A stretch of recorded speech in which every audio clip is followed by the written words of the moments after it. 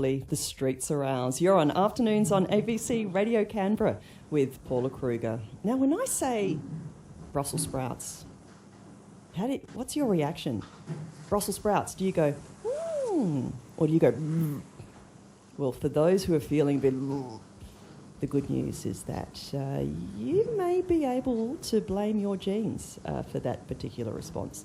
Here to take us through the science behind fussy eating is Dr. Rati Jani, Assistant Professor at the University of Canberra and an advanced accredited practicing dietitian. And she's conducting a study about picky eating taste sensitivity. Rati Jani, welcome to Afternoons on ABC Radio Canberra. Thank you. Thank you so much, Paula, for having me. So firstly, Rati, what are you hoping to find out through this study? So basically, Paula, you have summarized it very well. So what I'm trying to find out is whether it is really picky eating or whether this is bitter taste sensitivity. So basically what I'm trying to find out is that recent literature has challenged that it is not very nice to just blame children as being picky eaters or labeling them as picky eaters before actually thoroughly investigating the underlying causes of picky eating. And one of the causes of picky eating could be that children could be super tasters. And super tasters essentially are children who are sensitive to bitter taste. Meaning if you were to eat broccoli, Paula, and if I were to eat broccoli, but if I'm a super taster, I will find this broccoli much more bitter than you do. And therefore, my pickiness to broccoli is not just because I'm fussy about it, but because I actually have a genetic phenotype trait which is making me a fussy eater secondary to this. And therefore, it is important to investigate the underlying determinants of picky eating. So, Dr. Rati Jani, would there be a difference between a super taster and a fussy eater, or to you, are they very much in a similar category? So basically, Paula, right now there is very little research on super tasters. Everybody generally who is, say, when a child is picky, the parents generally just classify them as picky eaters. They do not know the specific traits that are different from a fussy eater to a super taster. And that is what my study will do. My study will try to shine light on what is a general fussy eating. And a general fussy eating, Paula, is a developmental stage which generally all children pass through and then they eventually grow out. But are children actually super tasters in which it would be very difficult for them to adapt to their taste even in the childhood and even adulthood? So my study would actually shine light on this, the exact question, are super taster characteristics different than a fussy eater? So what will you be doing when you survey kids to find out, whether or not they're a super taster and that's why they're a bit picky? Sure, yes, Paula. So basically, Paula, what I'll be doing is that what is the unique edge of this study, that we will not only be asking parents to complete a short online questionnaire, for us to understand parents' perception about their child's pickiness, meaning what are the parents' thoughts regarding the child's pickiness, but we would also be investigating the child's own food preferences, meaning asking children in a child-friendly manner through an online questionnaire, what are their likes and dislikes for specific food items. And then what we do, Paula, is we invite the parents and the child to a small super taster study. So basically, what is a super taster study, Paula, is where these children, they are given 7 solutions which look exactly like water, but what makes broccoli bitter and what makes Brussels sprouts bitter, there are specific sort of compounds. These are called as prophenosynyl. And you may not know the name, but it is called as crop compounds. Let's just summarize this as crop compounds. These compounds are present in the solutions, and the children would be tasting this solution. Depending upon the taste sensitivity, the child may find these solutions to be very bitter, or they may not find any taste at all, which are called as non-tasters. Or they may find the taste to be tolerable, which are called as moderate tasters. This is how we'll be able to identify whether the child is a super taster or a non-taster or a moderate taster. Dr. Rati Jani, what age group are you looking at in kids? Yes, so Paula, we are looking at children who are 7 to 12 years of age because research has shown that children in this age group, they are well developed to tell their own food preferences, whether they like something, whether they do not like something, so they can easily express their desires and their likes for specific foods, and therefore I have selected this age group. Therefore, the children can easily communicate. We don't have to only depend on parents. The children can actively participate in the study. I've just had the feeling that a lot of people listening right now that have picky eaters under 7 years of age are going, oh no, what do I do with mine? So that doesn't mean that if they're under 7 years of age, they still haven't got taste sensitivities. Oh, absolutely not, Paula. So basically, there has been research which has been done in children as young as 3 years of age to extract, to find out information whether they are super tasters or not. I have started with children 7 to 12 years of age because this is a pilot study. This is the very first time that I'm doing it in the Australian setting. Once I have the protocol set and done, and then I'll definitely be investigating children who are much younger, where I'll try to make the study which is much more child-friendlier, which is much more adaptable to younger cohorts. Right now, I'm targeting the school-age children because it's easier to interact and to collect information.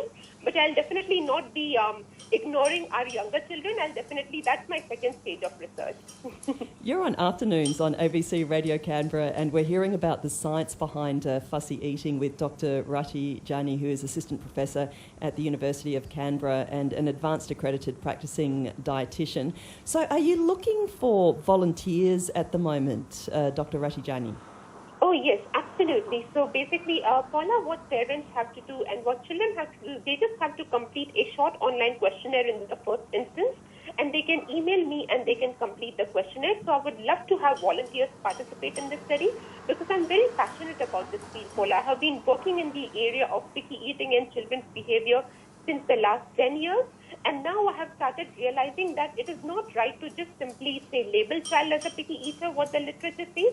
We need to investigate this further. So the more volunteers I get, the more I can try to find out and support our children to increase their dietary variety and their nutritionally balanced diet.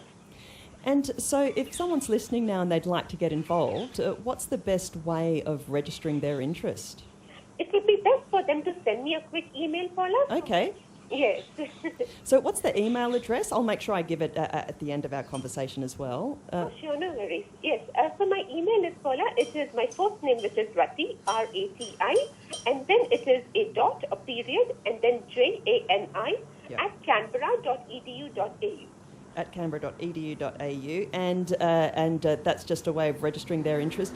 And you mentioned that you're very passionate about this because the kids are just labelled that they're fussy eaters, but from the perspective of a dietitian, why is it so important to find out the science behind this?